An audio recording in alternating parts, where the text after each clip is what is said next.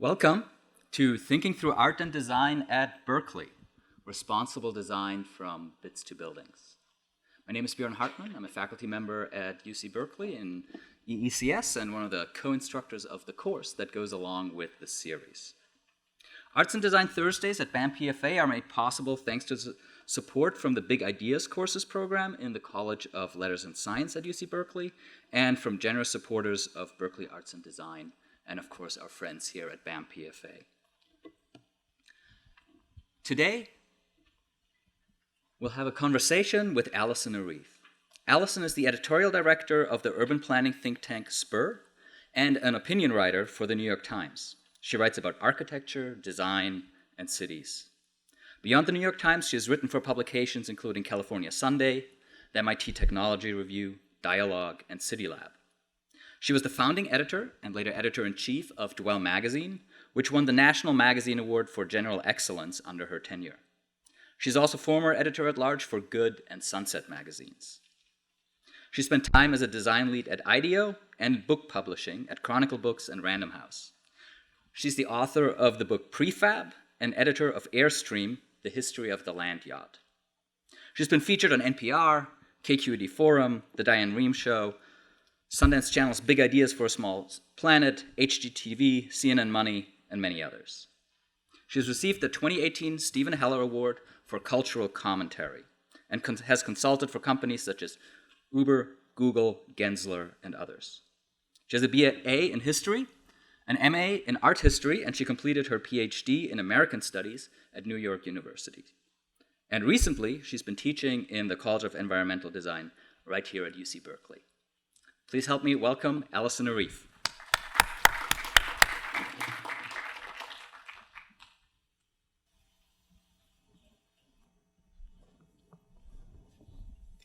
I should just clarify, I didn't actually complete my PhD, completed the coursework. ABD, all about dissertation. So the format of today is I've prepared a couple of questions to get us started.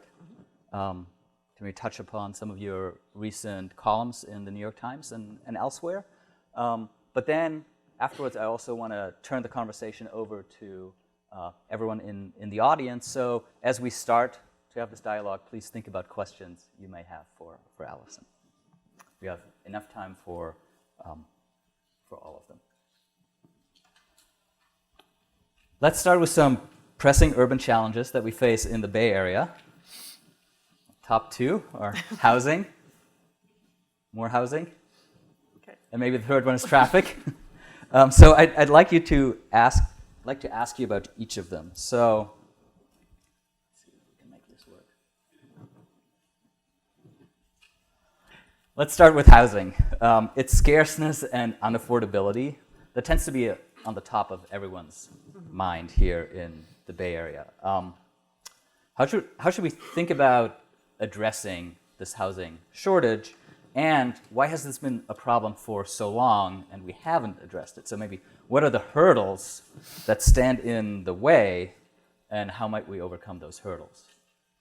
Sure, I can easily answer this in 5 minutes. So this map is terrible and only getting worse. It strikes me, when I look at this, I realize living in the Bay Area, it's sorry.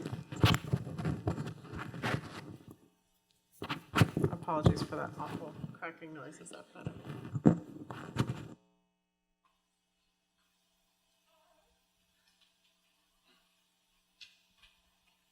Better? Okay. That small kids in the Bay Area understand that we have a housing crisis, and I don't know if people heard this wonderful actually terrifying This American Life program about a colleague of mine, John Mooallem, who attended his kindergarten child's school performance, and it ended up being a play about gentrification in San Francisco. And so the degree, everyone in the audience was like, wait, what? Our 6-year-olds have completely internalized this. Like, the villain was a landlord. And, the extent to which even 6-year-olds have internalized this housing crisis, I think, is quite crazy. In 7th grade, my kid wrote an essay tracing a map like this to ethnic groups and income levels throughout the city, and how she was answering the question, is equality good? Oh no, is progress good? And that's how she chose to illustrate it. So on the one hand, the Bay Area is thriving, growing. We have millions and millions of jobs. Our economy is absolutely thriving. So that's progress, right? But of course, we also have the worst income equality in the nation. So the short story is, especially as someone who works at a planning organization, we have not done good planning for all of this. Like, we kind of knew growth was coming, but we didn't really plan for it. We didn't build enough housing. We didn't build enough transit. All of a sudden, the economy took off. All these jobs started coming in. People didn't like it. Lots of people thought, oh, if we stop building housing, people will stop coming, which is a bit what's happened. And so we are now, I think the latest number is something like 700,000 units behind. I can be glib and say, apart from like a benevolent dictatorship for 2 years, there's no way we're going to build 700,000 units in anyone's lifetime in this room.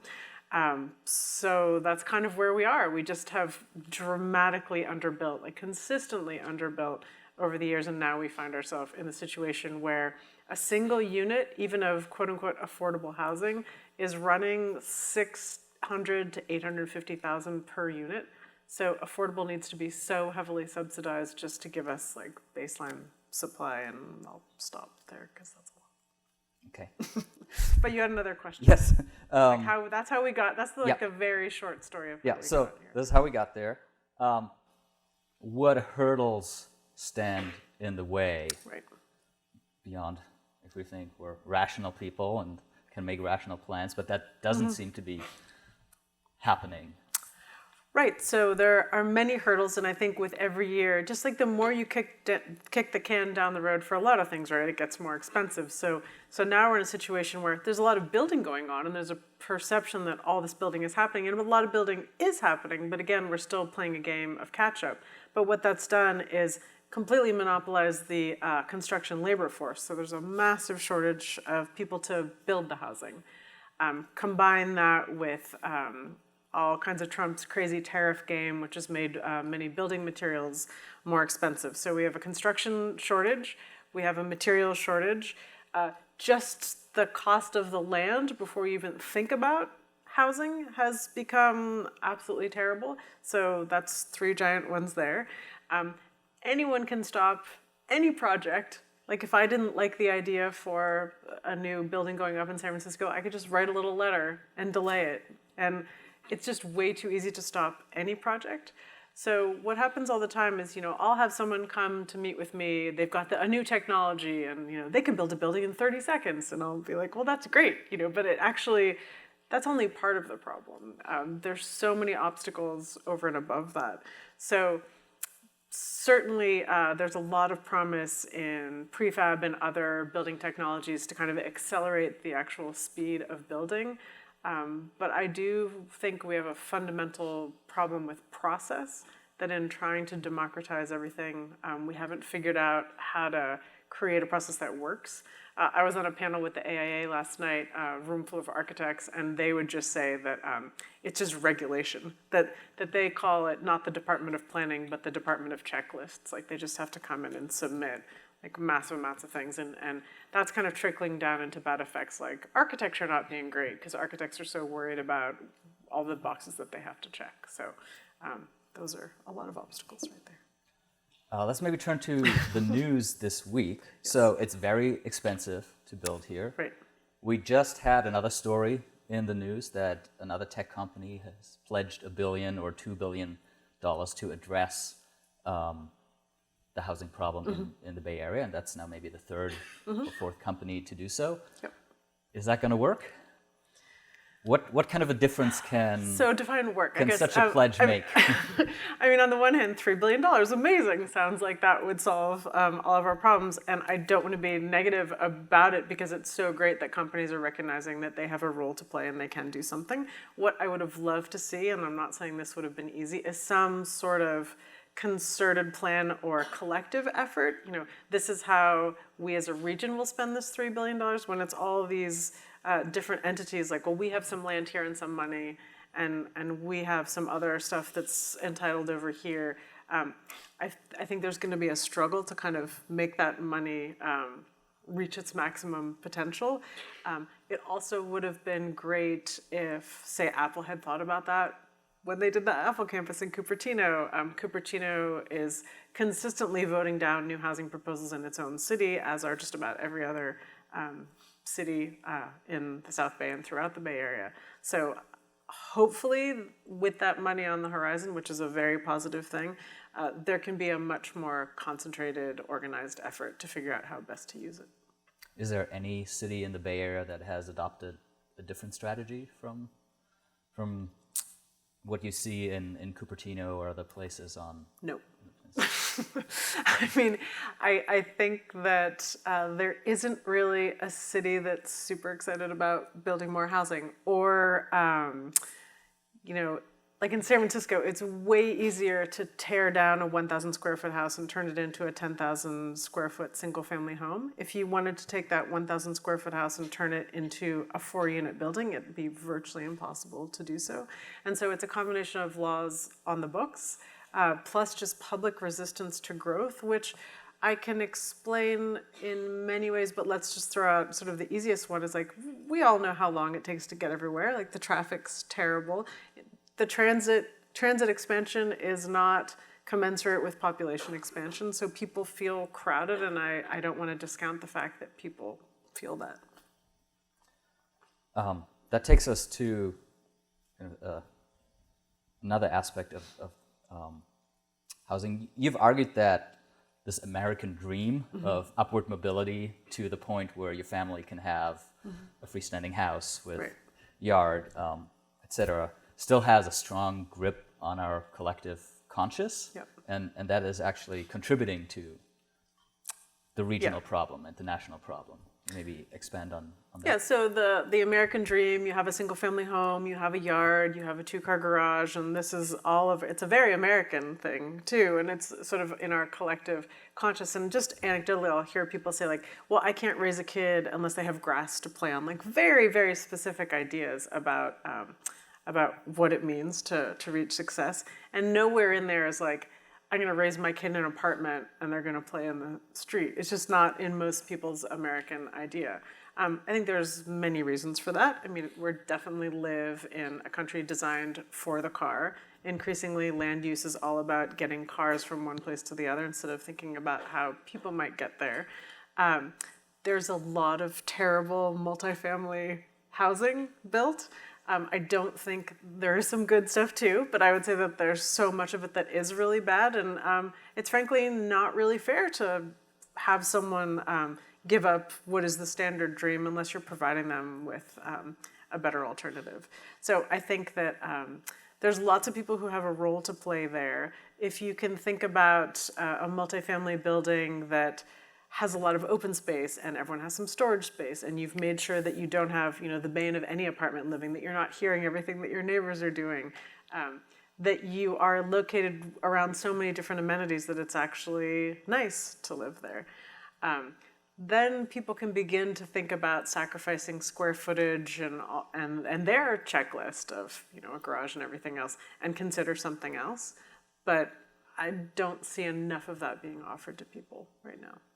So you've made this argument that what industry is providing is the model on the left of ever-increasing mansions, and that what maybe we should be going towards is more the image on the right of really desirable condo living. Are there, beyond single examples, are there cities you can point to maybe outside of the US where that seems to be the model that people have on their mind when they think about a livable city?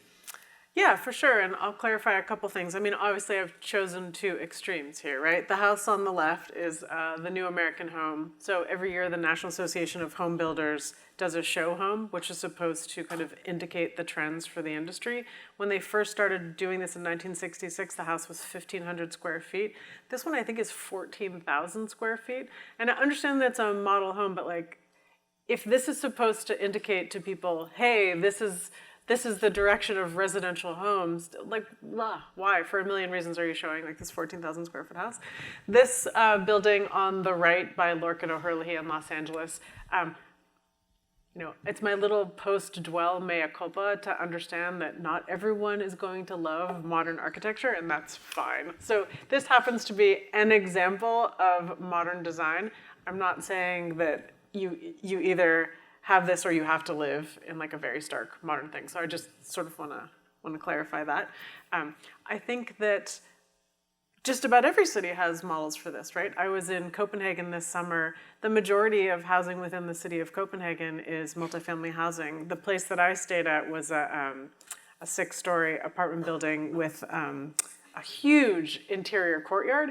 So everyone who lives there can actually keep their eye on their kids, or adults were having dinner there, kids were playing in this courtyard. They found a way to make this work in a way that makes sense. There's no parking, of course. It's almost impossible to think about using a car in Copenhagen. There is no Lyft or Uber.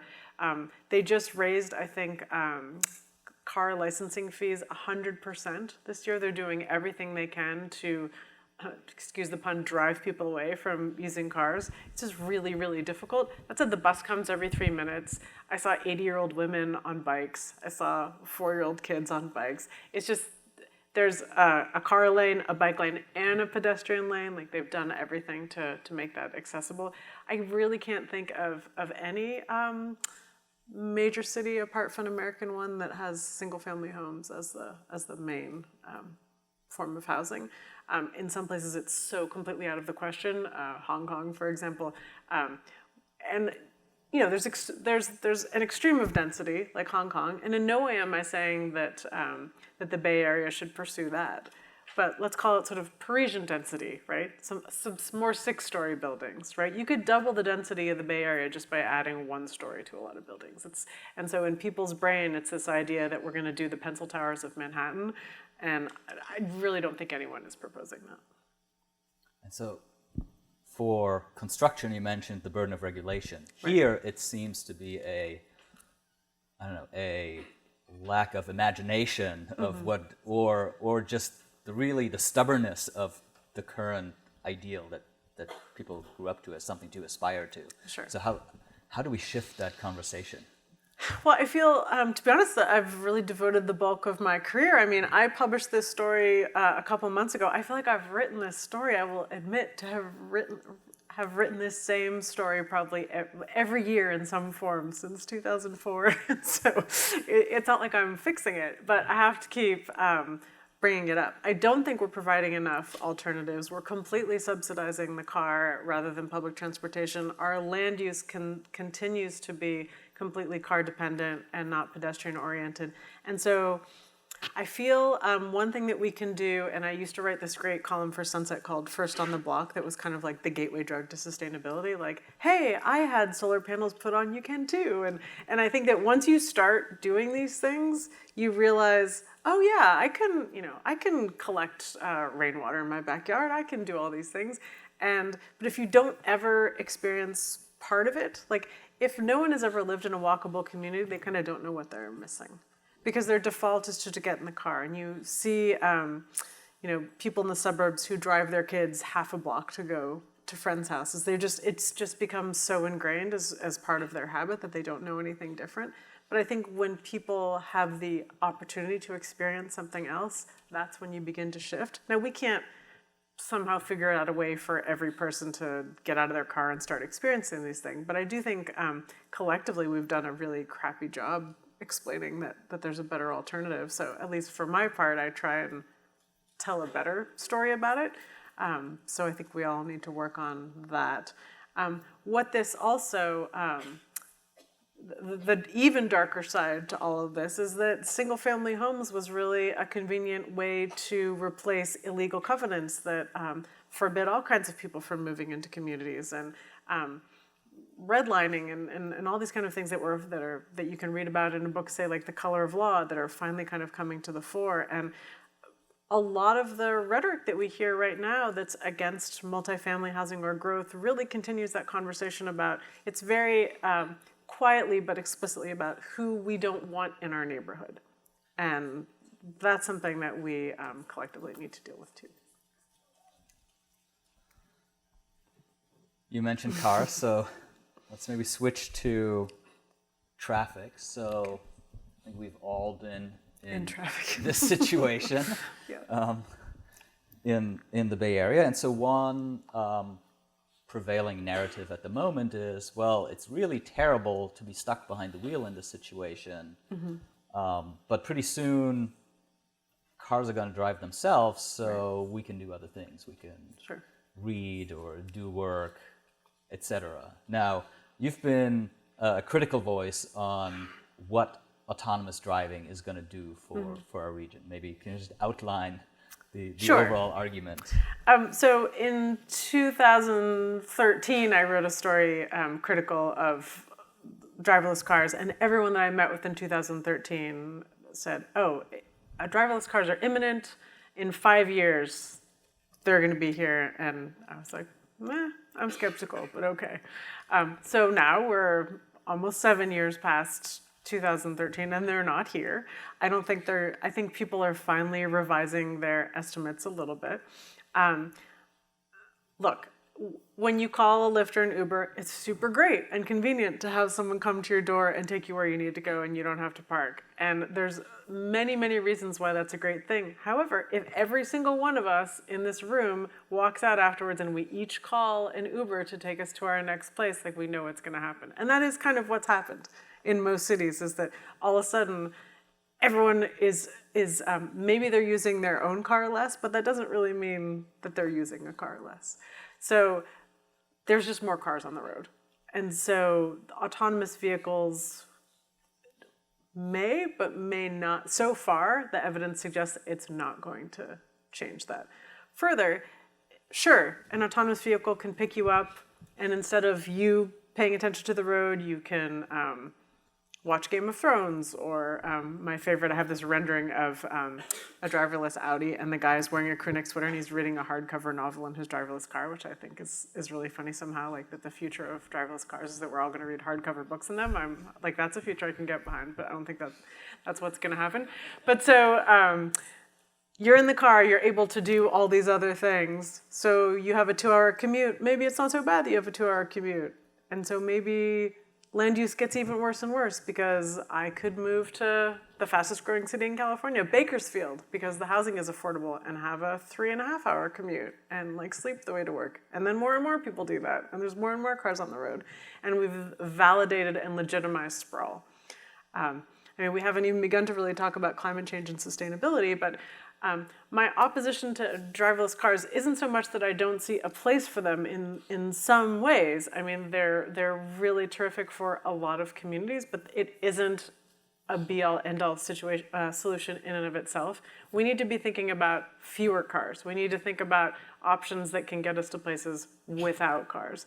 Buses, trains, light rail, scooters, bikes, feet, whatever. But to me, the people, the collective group of people focused on autonomous vehicles, some of them getting better now, really just focused on the car. I mean, I met with numerous people over the years who were like, oh, I have this proposal, and if I have this autonomous vehicle, it can actually get through San Francisco city streets at 200 miles an hour. And I said, wow, like, have you ever thought about what it would be like to be walking down the street next to that? And he just looked at me like, people walk, like, he just, like, the pedestrian experience had not even entered into his consciousness. So if we can think about autonomous vehicles as one thing that we might use, I mean, I think that the best use of driverless vehicles is bus rapid transit. You just have a fixed route and just going back and forth. Far less risk of hitting anybody, much fewer unknown entities like popping out in front of it. This idea that we can all just like leave our own car at home, but then we have our replacement own car that has to navigate children and animals and other things crossing the street. I don't see it happening anytime soon. So I think there's a danger that when we shift to thinking about these autonomous technologies, they seem to hide the cost of the environmental cost of driving. I mean, I don't know how to get this number, but I really want to get it.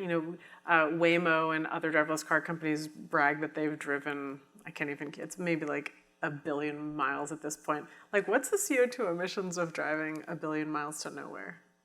Like, people don't talk about that. But. So you already hinted upon this in your answer, but I'd like to hear a little bit more about what should the students in the audience who are going into design fields might be interested in mobility. What are the alternative futures they should be thinking about? Sure. I mean, since we're looking at this, like, instead of just thinking, oh, a car can be autonomous, it's sort of like years ago I visited, like in the early 2000s, I went to Cisco, and they had a house of the future. And it was very strange, because if you've been to the Cisco campus, it's a series of like 16 two-story buildings surrounded by surface parking lots. And they built the house of the future into a corner of one of these corporate office buildings, so that was already strange. But the guy who gave me the tour, he said, yeah, and we have this thing, we call it a ham cam, and you can turn your oven on from your backyard. And I said, has anyone ever expressed a desire to turn their oven on from the backyard of their house? And he just sort of looked at me like I was crazy. But this goes this whole thing that I've written about and kind of obsess over solving all the wrong problems. Like, just because you have a technology doesn't mean you're using it to the right end. So I have an autonomous vehicle. What's the best use of the autonomous vehicle? Not just like I have a car, let's automate it. I mean, for Uber and Lyft, the idea of autonomy was really so they don't have to pay drivers to drive. I mean, that's their business model. So that's their motivation. So I would say, okay, if we do have the potential to use autonomy, I mean, bus rapid transit, that's a good example. Like, this is just something that's going back and forth. We kind of do already have that technology. The risk is much lower.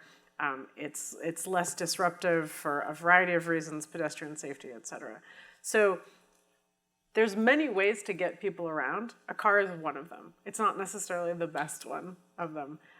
So think about how do you make public transit more interesting and more appealing? How do you get people to get behind it as a concept? I mean, if you think about the experience of transit in many other cities where you can go anywhere, and maybe there's dining cars, or maybe the signage is just amazing, or there's a quiet car. There's things that make it even better. In Tokyo, you can use a card, your transit card, as a credit card, and multiple other things. Like, we're not doing enough to make transit really, really appealing. And that it's not necessarily rocket science to make it more appealing. It's kind of like basic customer service, like how to make this just like a really outstanding product. So that's one huge growth area. How do you think about land use? And by extension, how do you think about, every couple of years, everyone says, well, everyone's going to be working at home, so we're not going to need to drive, and we're not going to need office buildings. And then companies say, no, everyone has to work in the office. And then 5 years later, everyone's going to be working at home. And it's like this constant thing. But what would it look like if, like even Microsoft is experimenting now with a 4-day work week. What would it look like if we changed our work patterns? Like, the innovation can happen in so many different ways. It can come at how many days a week do your employees come to the office? Do you pay their insurance premium for them if they show up at work by bicycle or transit versus cars, which Facebook does, for example. There's all kinds of ways to be innovative that go beyond just thinking about the car as a way to get from A to B. So it sounds like you're suggesting we already know what many of the solutions are. Mm-hmm. We might need a better designed experience around them. And it seems over the past couple of years, actually, many of the stressors on cities have been a technology push, whether it's ride-hailing appearing or suddenly scooters being everywhere without sufficient planning around what introduction of these technologies might mean to the city. So what's a better way to think about how we can responsibly introduce or experiment with new mobility solutions enabled by technology in our cities? Well, there's a lot to think about here. I mean, I'll just spit out a couple of things. So no one makes money off public transportation. Just like no one hopefully makes money off of public education. Like as a society, we decide that we're gonna provide our citizens with some basic things, free education being one of them, subsidized transit being another one. So when the private sector comes in and they wanna make money off of that, it changes the calculus and it changes the intent. And I really struggle with this. I'm not so naive to think that capitalism is gonna go away, but like, how do you come up with solutions to problems without thinking about how do you monetize those solutions? And I think we're in a situation right now where companies said like, we wanna monetize something that is not free, but is heavily subsidized. They're actually not succeeding. Uber is hemorrhaging money. And anyone in public transportation would have happily told them that and they wouldn't have listened. And I'm not saying that Uber shouldn't be in the business that it's in, but we do have to think about like, have we lost our idea of the collective good? Have we completely lost the social contract? Many days it feels like it to me, but that has to be part of the conversation. I think that there has not been a lot of great collaboration between the public and private sector, which is changing in some degrees. But what happened was the private sector just went way out in front, you know, the whole like act first, apologize later. So there's a lot of distrust, which we can hopefully get over. But I do see a place where those entities can work better together. But it never happens as fast as, you know, as tech wants it, and then it's not that government wants to be slow, you know, but they do need to be deliberative and think about things because they have a responsibility to the collective good in a way that the private sector doesn't. So that's one issue there to think about. Something else you've written about is kind of bottom-up urban interventions. So maybe you could talk a little bit about these projects, but also your thoughts on kind of top-down planning versus bottom-up activism to make cities more livable. Right, so this is, these are two pictures from an article on tactical urbanism, or it's called like temporary interventions in cities. So I think most people who live in the Bay already know this, but when you remove parking spaces and you kind of build these sidewalk parking lots. So this is actually a great example of bottom-up interventions that led to top-down policy. So the first parklet was to UC Berkeley students who just put some money in a meter and put up lawn chairs in a parking space and sat there and kind of took over the parking space. And that became Parking Day, and Parking Day became parklets. And then within less than 5 years, the city of San Francisco adopted parklets as a department of the city. And there's actually like official applications and permits and everything to get these made, and they've kind of expedited it, and they made a citizen intervention into official policy in a really fast period. That does not happen very often. So that's like the perfect example of how that could happen. So now we're in a situation where urban planning is an extremely top-down field historically. And I think everyone knows Robert Moses, and he's like probably the greatest example of like, I need to put this highway here because then my golf course will be closer to my house. Like all his decisions were sort of very personal decisions that he made. That said, he did some other not so terrible things, but that's discussion for another time. But so urban planning is definitely going through this period of, we can call it a little bit anguish and reflection about the mistakes that it's made in the past, of reckoning with that very top-down approach and how to do planning not that way. Meanwhile, I think in the Bay Area in particular, there's a million different groups springing up from the bottom wanting to get involved. And so, which is a good thing. We should have input and ideas from as many people as possible. I do think, though, that we're in this place of not quite figuring out how to merge those approaches. So on the one hand, there's an embrace of all opinions, but then on the other hand, there's this very anti-expert, like no one's the expert, we're all the expert, which I don't think really serves us well either. I wish I had the answer. I think this is actually the biggest conundrum for the Bay Area, is kind of how to reconcile those two things. And I don't know how, but I think figuring it out is really key to moving forward, because right now, it's not that there's a dearth of good ideas. There absolutely isn't. It's not that there isn't a desire by many of the top people of wanting to do good. I think there's where they meet is not working. this is an example of when it did work, but this is a pretty small scale thing in terms of all the problems that we have to solve. So I think it's actually one of our greatest challenges in the region. Now, are there particular types of courses, books, types of perspectives that students might want to adopt or learn from to maybe find that hybrid way that can both recognize the role of expertise, but also the role of being grounded in the needs of citizens and understanding the facts on the ground, being embedded? Yeah. What might your advice there be? Well, I mean, I feel like I'll send you guys like a whole reading list of stuff, but just a few things that come to mind. I mean, the Jane Jacobs, Robert Moses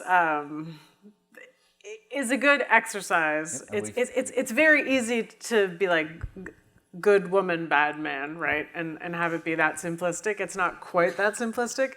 I think we're in this very anti-historical moment. I do think it's really, like, read The Power Broker, like, spend the time with these texts. I mean, read The Power Broker, but then also know that Robert Caro took out the chapter on Jane Jacobs, and it's one of those, like, a mystical unicorn that no one can find. What happened to the missing Jane Jacobs chapter, which I think everybody would like to read. So something like that is really important. There's lots of great people thinking about these issues now. Jan Gale from Copenhagen, who has a firm in San Francisco and also in Copenhagen and New York, they've done something called the Public Life Protocol, which is trying to both quantify and qualify what makes a good public space to really help cities think about that. And there's a slew of books out by Jan Gale and colleagues of his.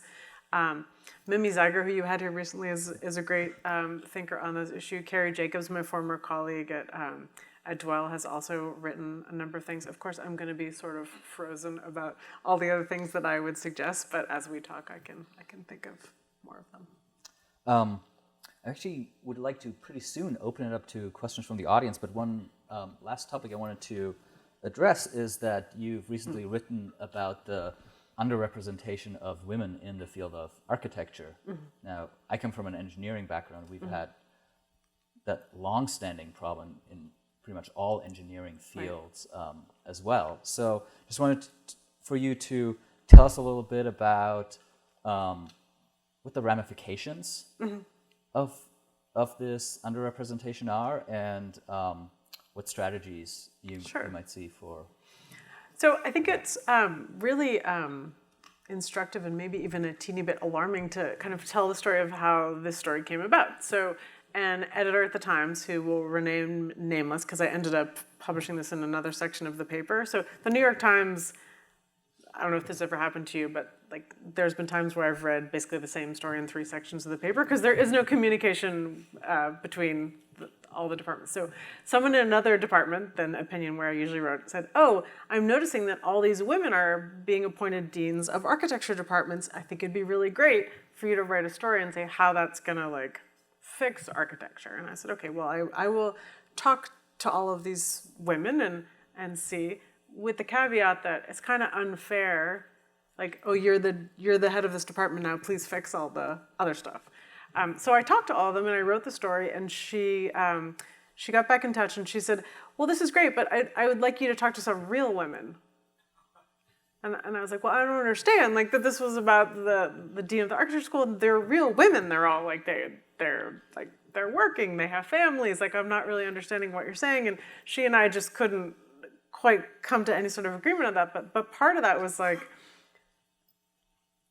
she said, I need someone who hasn't had a conventional success as an architect. I'm like, give me examples. She's like, well, I mean, you're successful if you design a high-rise. And I was like, okay, well, that's one way that you could succeed as an architect. But I thought her view was actually the view that most people have. You know, you're an architect, you build some giant phallic symbol like Salesforce Tower, and you're a success at architecture, and like, that's it. Like, that's the penultimate path for an architect. And I think that really holds true for the profession in many ways. And so finally I was just like, okay, we have to like think about this in a different way. So I did talk to all the women deans, and a lot of what they said were things like, hey, you know what, I really love designing libraries and public spaces and, you know, things that are considered like not the good work, like the less impressive work. And as dean of, my school, I really want to show people a variety of different paths for architects, and kind of across the board. If you want to design a skyscraper, that's great, that's awesome, but that's not the only way to succeed as an architect, for example. So that was one strain. Another was, when I went to architecture school, and my first job as an architect, and I'm sure many in this room can relate to it, in architecture school it was all-nighters. When you start as an architect, you're just working.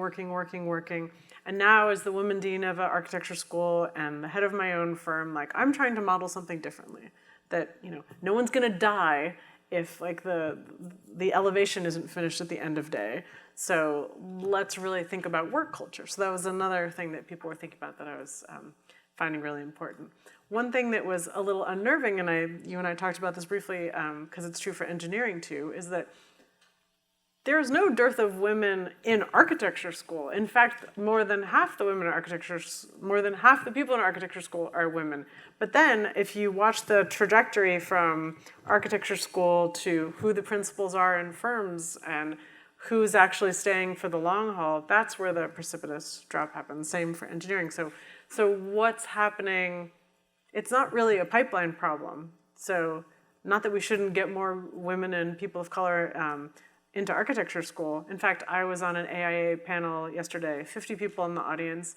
It was like 80% white middle-aged men in the audience of that panel. I was a little taken aback by it. That's the AIA. Like that's still, that's unfair. At least that was my experience of the AIA at that panel yesterday.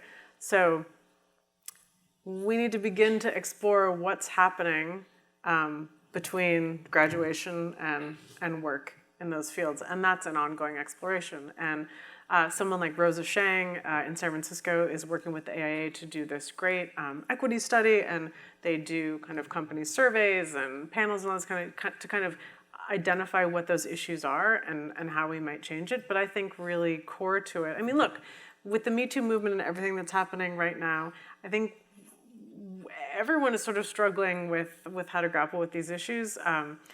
The issues that women face as architects are issues that women face in just about any field. So we need to look at it within disciplines, but also more holistically, I think, as a culture.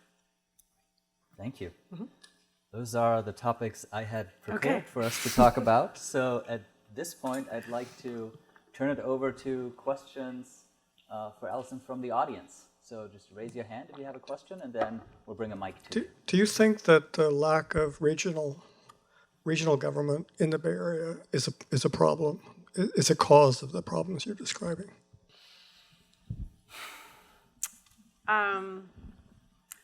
Yes, in this way. I think that there are entities, SPUR being one of them now, Plan Bay Area being another, that try and assemble regional plans, but these aren't plans that anyone actually has to adhere to. It's like, it would be great if you did this, but we can't actually do anything if you don't. So I feel like the carrot approach is not working, and some kind of sticks approach, which I think David Chu has been exploring at the state level of like, well, we're going to take your transit funding away if you don't build this housing. I think regional approaches can only work if they have some teeth, and there aren't really any that do now. That said, I feel like the grass is always greener. Look, we have 28 transit agencies in the region, and I'm going to get the number wrong, but I think it's 121 municipalities in the Bay Area. Like, that sounds like you just hear it, and that's kind of a recipe for disaster of getting all those people to agree. Would one government for the Bay Area work? That probably wouldn't work either. So is there some kind of middle way? I'm not exactly sure, but it's not working now, for sure.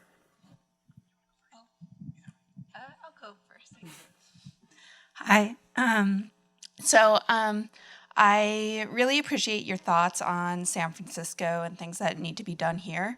But what would you say should be done in sort of like small Midwestern cities and places outside of like key cities like New York and San Francisco? Because so much energy is put into discussing bike lanes in New York and things like that, but very little attention is paid elsewhere in the United States, especially.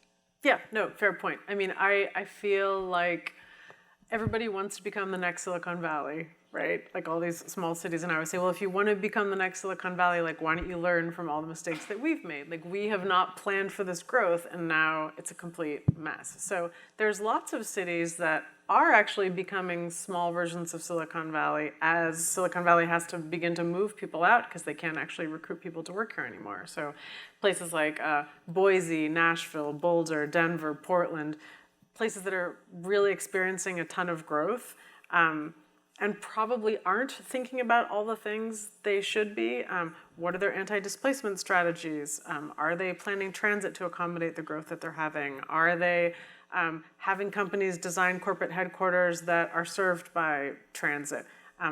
My advice to those like smaller towns would be, and some of them are not experiencing that growth at all, and in fact, many aren't. I mean, I was on a discussion with someone from Akron, Ohio the other day, and he's doing a riverfront project in Akron.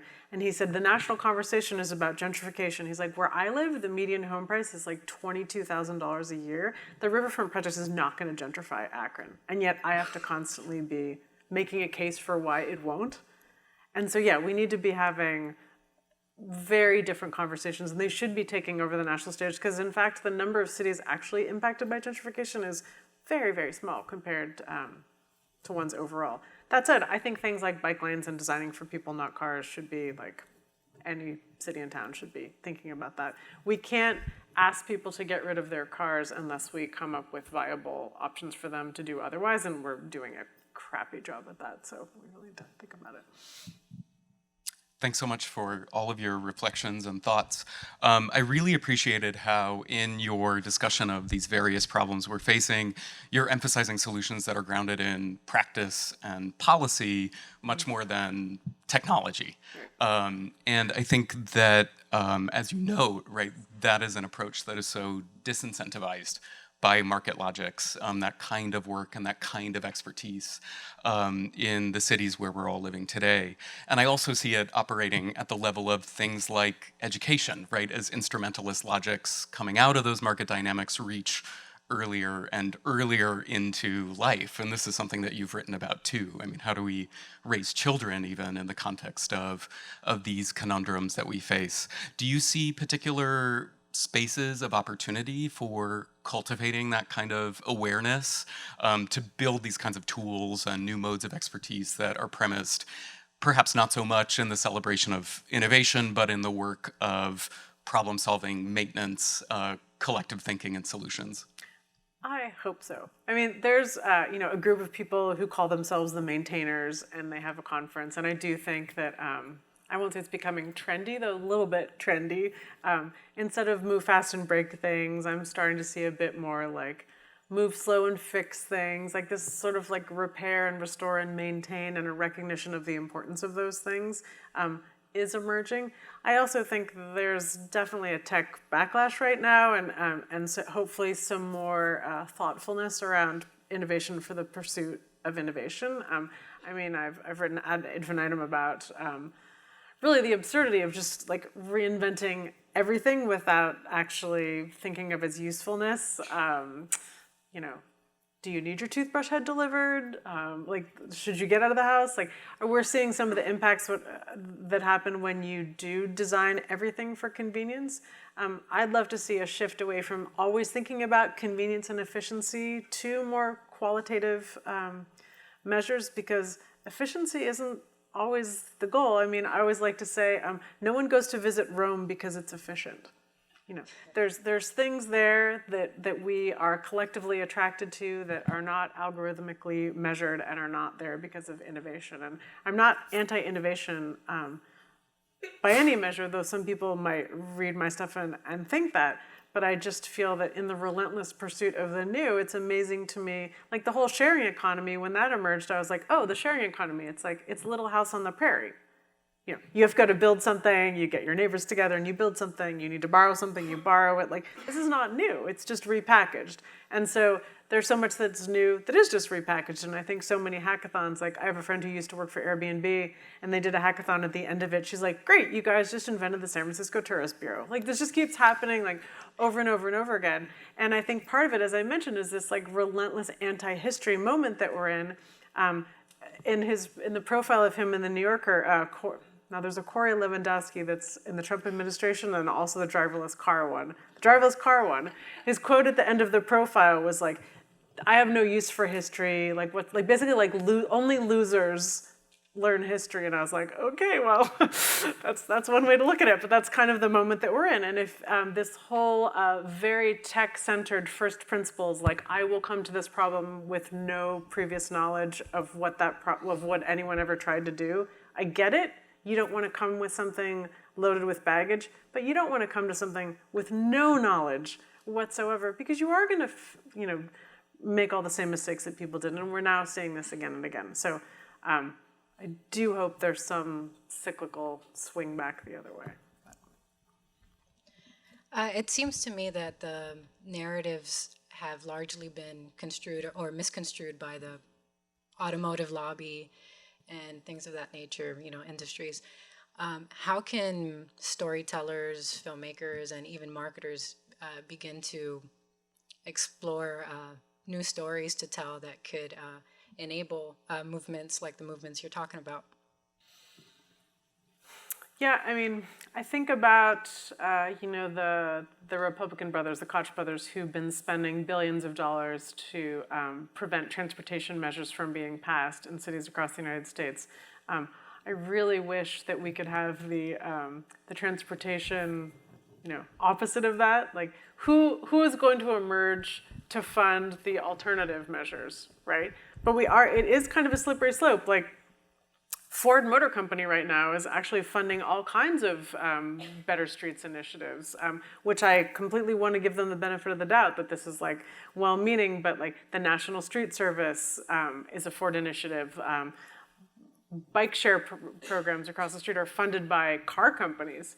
So, I think that that's a good thing, though we should all kind of just be a little bit like buyer beware, like why are they doing this? Let's get behind why we're doing this. But I don't know. I feel like we are really missing strong leaders who can bring forth that vision. I mean, I wrote a piece several years ago called "Where Are All the Great Infrastructure Projects?" which kind of looked at the Golden Gate Bridge and how excited everyone was about the Golden Gate Bridge. And it was like this feat of engineering and infrastructure. And obviously there's so much competing for our attention right now that it's nostalgic of me to think that like people are going to get excited about that. But like, what's the equivalent? Can we get people excited about that right now? Infrastructure in this country, just to use that example, is like, everyone is acting like a homeowner who's behind on a mortgage payment, like, oh, my roof is leaking, but I can wait one more year before I fix it. And now our entire country is that? Like, like it's okay, we'll just, I was in Brooklyn last week, and the BQE, that great cantilevered roadway is kind of like about to fall to the ground. And the transportation department was like, had a very kind of crappy solution that would have involved building a highway through Brooklyn. Big architects actually led a pro bono effort to come up with another solution, so the BPE, that is actually quite brilliant, that would create a park over the expressway connecting to the water. Ultimately, the city's probably going to kick the can down the road and not do it, at least for now. They'll let it be someone else's problem. But right now, we're constantly looking at our city building and transportation as like a problem that someone else can deal with. Like we keep pushing it. One exception I think would be something like the city of Los Angeles, which has done these like multi-billion-dollar transit measures and done massive changes. It's not that everyone got out of their cars in Los Angeles, but you can now take the subway from downtown to the airport, which is crazy, like unheard of for anyone who spent any time in Los Angeles that would happen. All these like tiny little things that we're doing in the Bay Area, we just need to do much bigger. Otherwise, not enough people are going to see it to have their minds changed. I do believe in the little gateway drug thing that I mentioned before, so creative ways to get people to have the experience that's different than they're used to. I don't have one answer, but those are some of the things that I would think of. So I'm not really an architect. I'm just a interested urbanist, but I've been to many cities, and one thing that I think about is the different types of apartments they have. Mm-hmm. And some of them are very small, very efficient studios that can accommodate multiple people, like you can fit like 30 people into a building if you have like an infill building, if you have a tiny efficiency studio. And then another thing is like in Europe, they have homes that accommodate like full families. So you have like enough, like you have the opposite end where you have like enough space to actually like grow a 4-member family or 5-member family. And I'm just wondering why the United States doesn't embrace like a broader spectrum. And I do feel like a lot of the market rate housing, one of my major criticisms is like you have to build like a 600 square foot studio, but why can't you build like a 250 square foot studio? Because then you can charge less for it. So like what is preventing us from actually embracing wider typologies of housing so that we can live denser and Yeah, no, that's a really great question with a multi-part answer. One, the real estate industry is very invested in larger buildings and the whole idea of resale value. And I wrote a whole piece about this the other day that when I was at IDEO, I worked for a master plan community developer for a long time. And in our kind of research interviews we did, you would talk to people like, why did you buy this particular house? And they said, oh, because it's going to have really great resale value. Why did you do this? Oh, because it's going to have really great resale value. And I didn't need 3 bedrooms, but when I go to sell it, and everyone I talk to is just like, why are you living in this house for some future person? And you realize like how pervasive this idea is like, oh, redo your kitchen. When you sell your house, it will be worth more. And so everyone's like, oh yeah. It's like always, what's the next thing? What do I have to do so whoever's buying this house? Which is sort of a really strange thing. Also, I mentioned the planning department, like instead of the Department of Planning, it's a Department of Checklists. You can't actually do all the kinds of things that you're talking about legally right now. Like they don't adhere to zoning, which is absurd. So I really think we should abolish zoning in most cities and do by right. Like if you're up to code and the code stipulates, as long as it's safe, who cares if it's 200 square feet or 400 square feet? And maybe it should be rental properties. Right now, that does not pencil out if you're a developer here because construction and land costs are so high. But there's lots of, I teach a class of would-be developers here at Berkeley, and my first question always in the semester is like, why are you trying to be developers in the Bay Area? Just like somewhat facetious, but also there's lots of places that you could do the kinds of things that you're talking about that aren't here. Right now, it's just really, really hard to do them.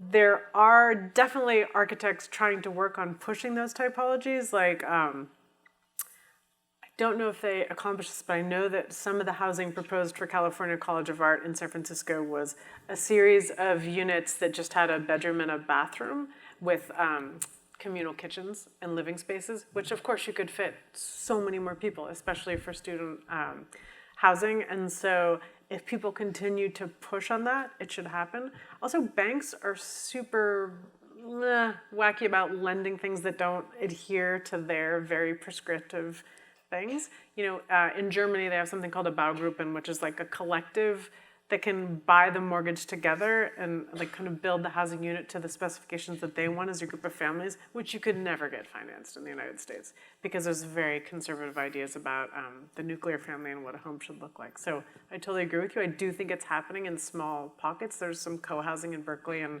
I think that movement is taking off a little bit as soon as it gets rid of some of its more commune-y, like negative aspects, but I think that's happening.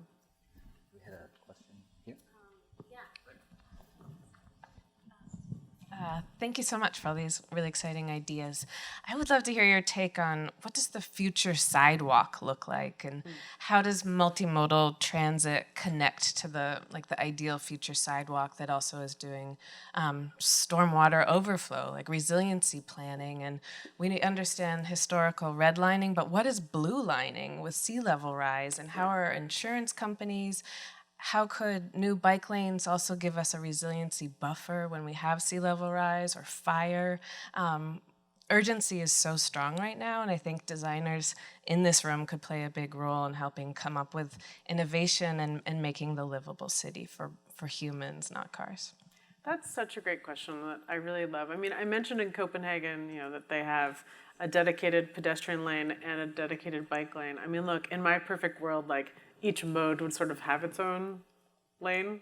Cars gets like one lane, and then everyone else gets another lane. That's not going to happen tomorrow, but I think it's a worthwhile goal. I love the idea of combining infrastructure with that too. I feel like there's so much potential and need for that to happen. I was at the Mayor's Institute for City Design last week, and we met with 7 mayors from around the country, and they each presented a design problem. And the mayor of Hollywood, Florida, showed us Hollywood, Florida. Now, Hollywood, Florida is basically like a spit of land with man-made water infrastructure on one side and the coast on the other side. It's like 4 blocks of city surrounded by water on both sides. And he had come to us to ask for advice on what to do kind of architecturally for this boardwalk that they have. And we were like, yeah, you just need to move move your entire city block back a full block. And he was beginning to think about those issues, but certainly not enough.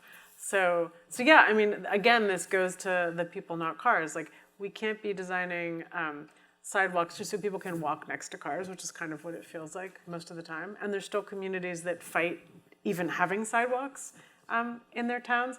So much is happening on sidewalks that we could have never conceived of before, so there's a lot of catch up. But if we can do road diets, if we can do street plannings, then I think we can really start developing a new floor plan for what a floor plan's not the right term. I'm not a transportation engineer, you know what I mean? For what a more integrated sidewalk and roadway that would look like, that would incorporate all of your very good ideas there. Question right there.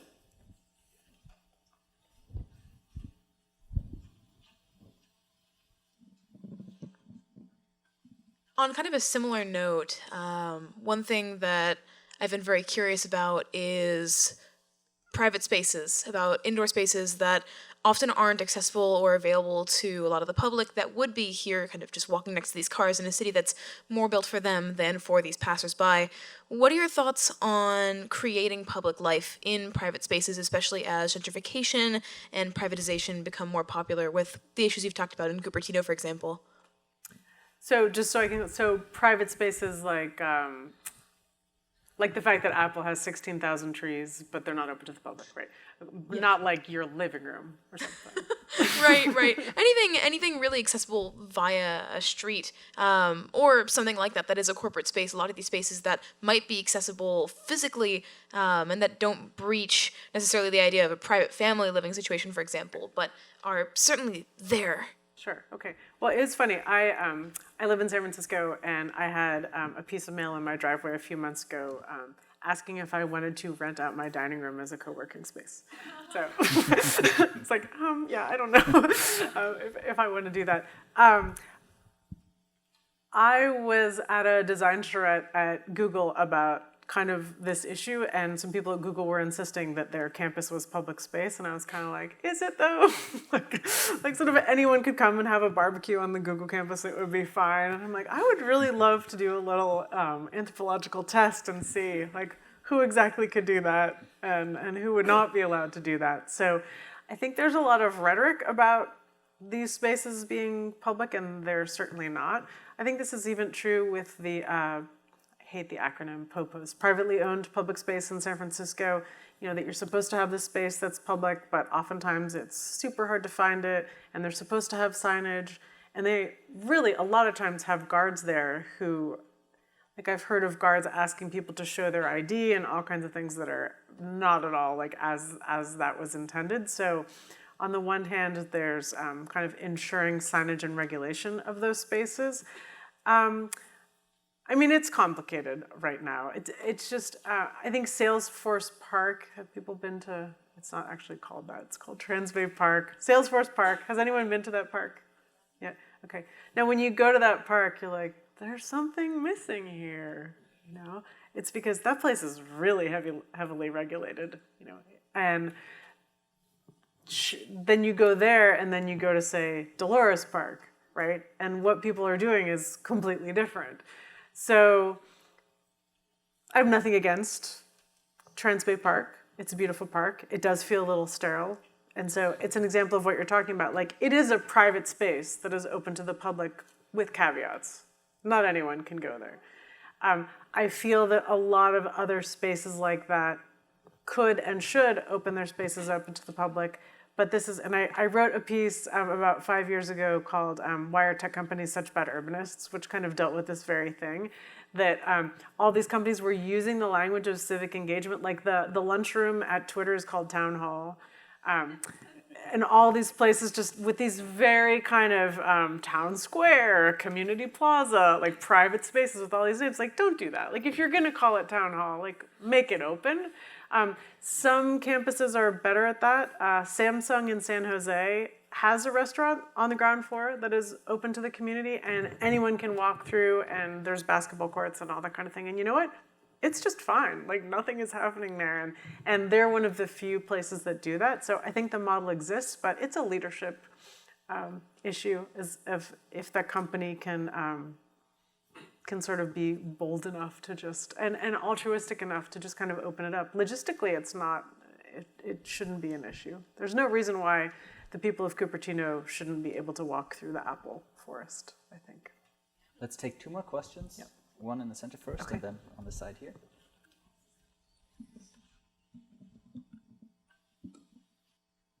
So my question is, how do you think that homelessness affects the appeal of public transportation, specifically in the Bay Area and like public spaces, and how can we design to help with this issue?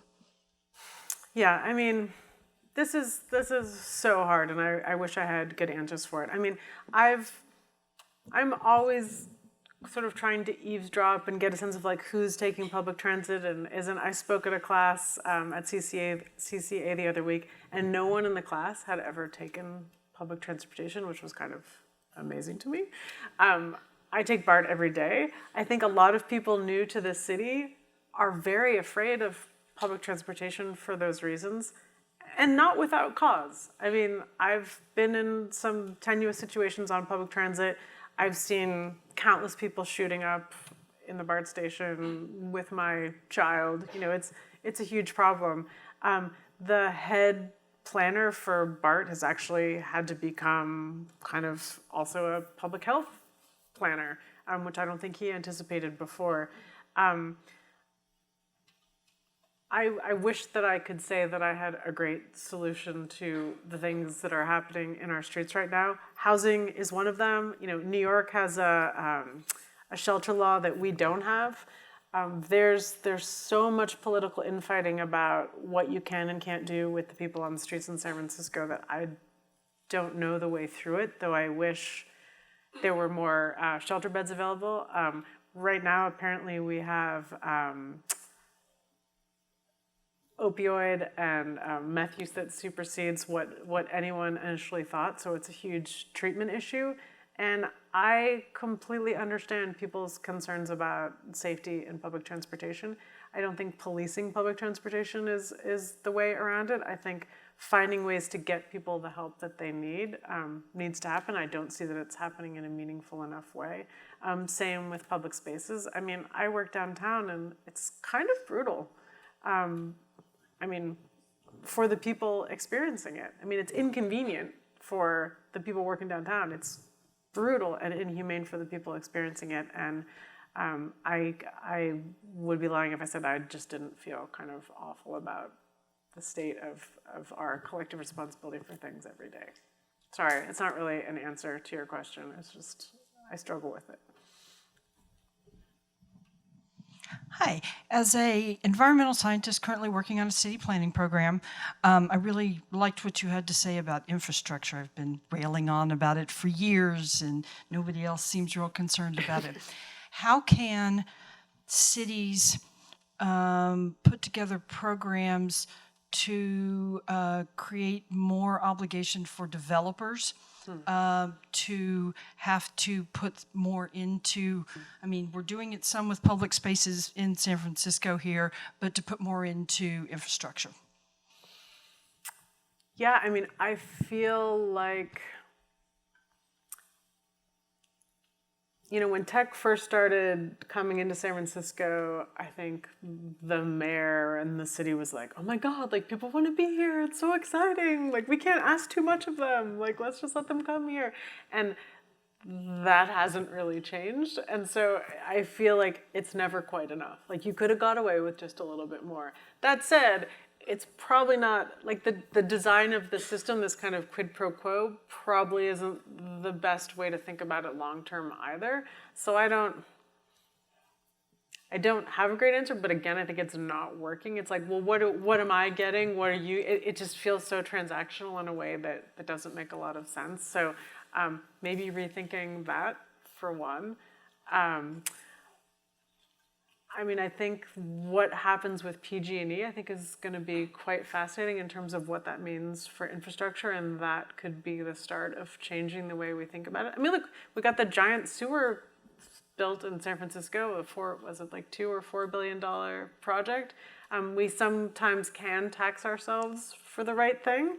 A lot of times having the right story attached to that works, depends on a lot of other things, but I don't know that the current way of like trying to make the developer do it, not that the developer shouldn't do something, but I think that needs to be rethought. Well, thank you for all your excellent questions, and maybe we should wrap up the event here, and let's thank Allison for spending time with us. Thank you.